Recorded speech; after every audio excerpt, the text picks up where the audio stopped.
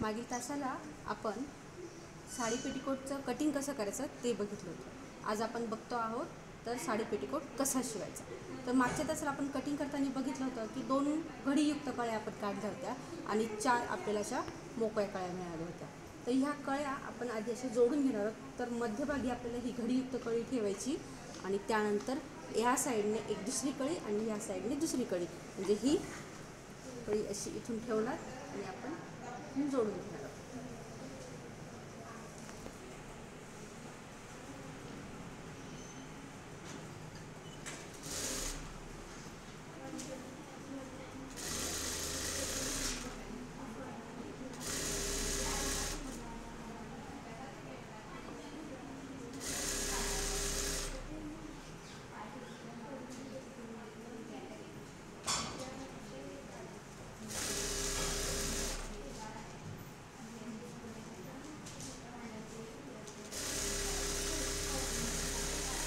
Plain सीमने जोडून झाल्यानंतर या कळीला आपल्याला ही प्लेन सीम मारली आहे.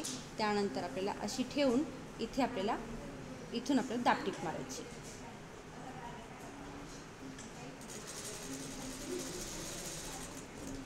अशी आपण दापटीप मारायची आणि अशा पद्धतीने आपल्याला सर्व कळ्या, म्हणजे इथे दुसरी ही ओपन कळी, ही कळी इथून ठेवणार आणि तशीच दापटीप मारून पुन्हा एक बनवणार आणि असा पूर्ण घेर आपण तयार करून घेणार आहोत. आपण ह्या सर्व कळ्या एकमेकाला जोडून घेतल्या आहे. त्यानंतर आपल्याला करायची आहे आता कॅसिंगची पट्टी.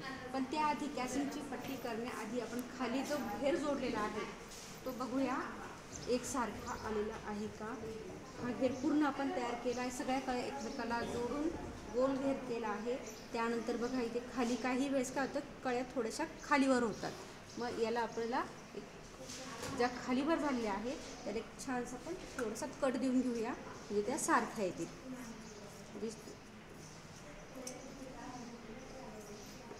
होऊ शकतं कळ्या जोडताना थोडं खालीवर होतं. त्यानंतर आता आपण करतो कॅसिंग.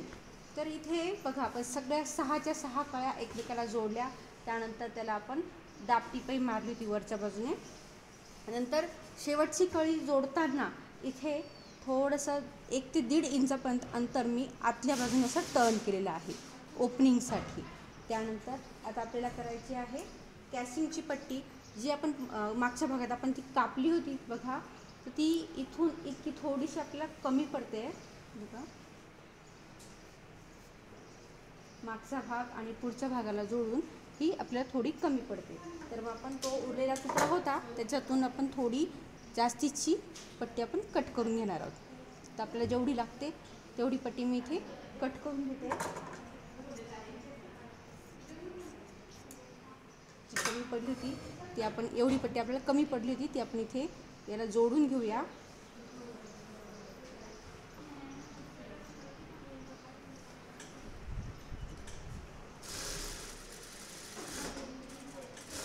हिलाही आपण टीप पक्की राहण्यासाठी आपण दापटीप मारून घेऊया.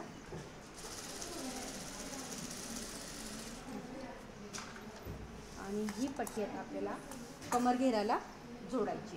तर आता ही जोडायची कशी, तर सुरुवातीला बघा इथे कपड्याला काठ आहे.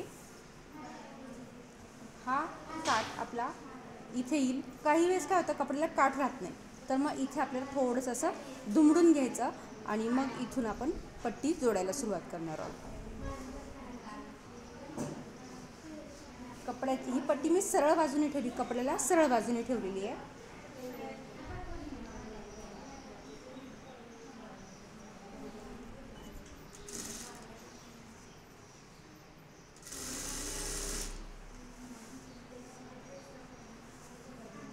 कमरेच्या बाजूने आपण आता ही पट्टी जोडतोय.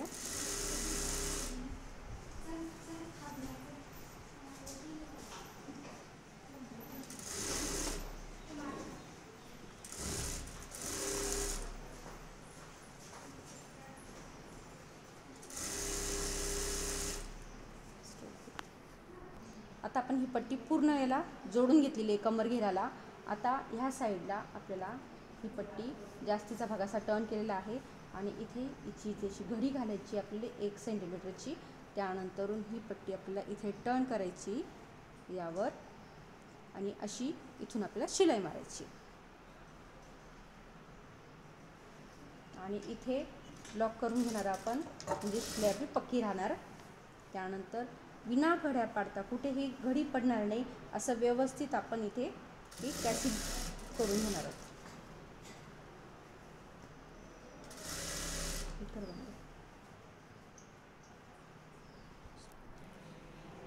असं हे आपण कॅसिंग तयार केलेलं आहे. याच्यामध्ये आपल्याला नाडी टाकायची. त्यानंतर पुढचा भाग आहे आपल्याला फ्रिल.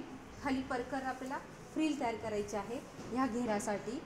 तुम्हाला आठवत असेल आपण ह्या पट्ट्या काढल्या होत्या.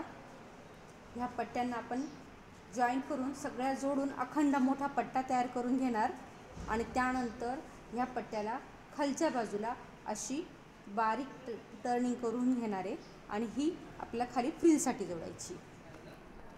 ह्या आपण ज्या 12 सेंटीमीटरच्या ज्या पट्ट्या होत्या लांबीला, ब्रॉड अशी 12 सेंटीमीटरचे लांब आपण 3 पट्ट्या कापल्या होत्या, त्या जॉईंट करून एक मोठा पट्टा तयार केला.